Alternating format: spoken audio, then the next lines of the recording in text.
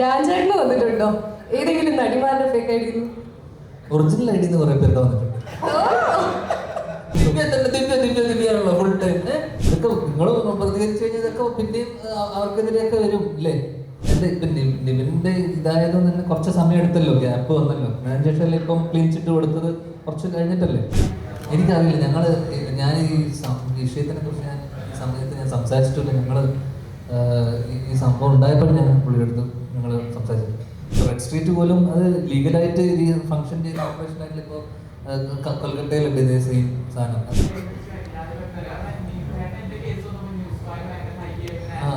അല്ല, അതിപ്പോൾ നിങ്ങളൊരു ചർച്ചയാക്കിക്കൂടെ? അത് നിങ്ങളിപ്പോൾ മീഡിയയിൽ നിൽക്കുമ്പോൾ നിങ്ങളൊരു ചർച്ചയാക്കി കഴിഞ്ഞാൽ ഇതൊക്കെ നിങ്ങൾ പ്രതികരിച്ചു കഴിഞ്ഞാൽ ഇതൊക്കെ പിന്നെയും അവർക്കെതിരെയൊക്കെ വരും അല്ലേ?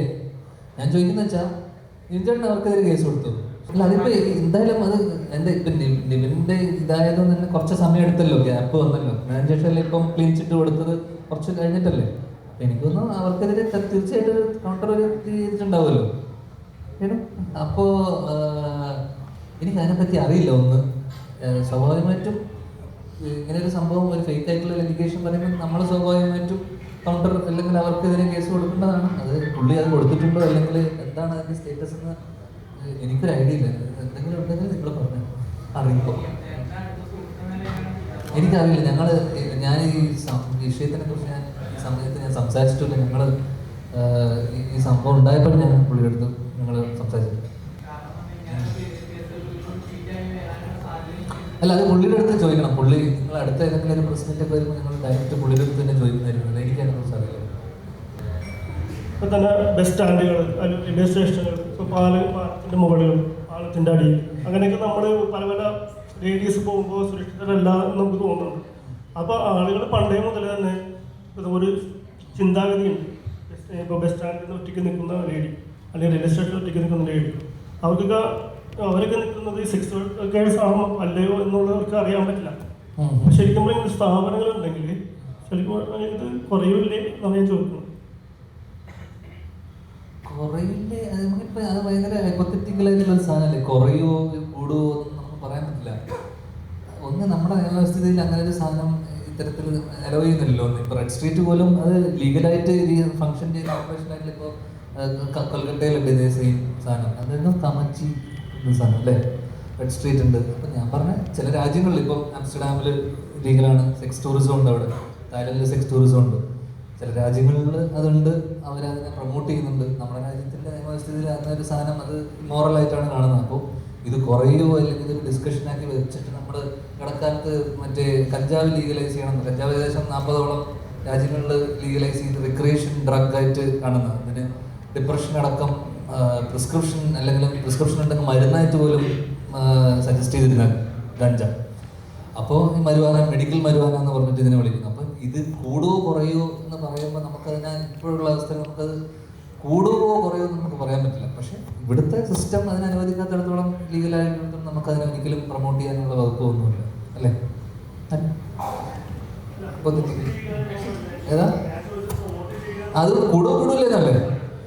ഒന്നും പറയാൻ പറ്റില്ല. ഇത് പറഞ്ഞ പോലെ വളരെ ആയിട്ടുള്ള പ്രോബിലിറ്റി അല്ലേ. ചിലപ്പോൾ കൂടുമായിരിക്കും, ചിലപ്പോൾ എല്ലാവരും അവിടെ പോയിരുന്നു കഴിഞ്ഞാൽ എല്ലാ വീട്ടിലും പിന്നെ ഫാമിലി വീട്ടുകാർ നമ്മുടെ നാട്ടുകാർ മൊത്തം പിന്നെ അവിടെ ആയിരിക്കും. പിന്നെ കുടുംബത്തിലോട്ടൊന്നും പോകില്ല, അതാ പ്രശ്നം. അതിനേക്കാളും നല്ല എനിക്ക് തോന്നുന്നു ഇവിടുന്ന് ഒരു 3 മണിക്കൂറേ ഉള്ളൂ തായ്ലൻഡൊക്കെ. ടിക്കറ്റ് എടുത്തിട്ട് അങ്ങോട്ട് പോകുന്നതായിരിക്കും.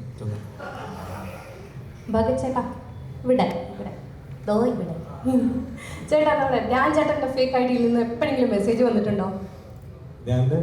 ഫേക്ക് ഐ ഡിയിൽ നിന്ന്? അയ്യോ, മെസ്സേജ് വരാറേ ഇല്ല.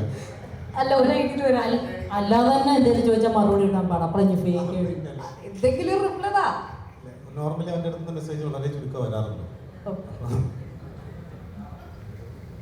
ഡാൻസേട്ടന് വന്നിട്ടുണ്ടോ? ഏതെങ്കിലും നടിമാരുടെ fake I D? Original I D എന്ന് കുറെ പേരുടെ വന്നിട്ടുണ്ട്.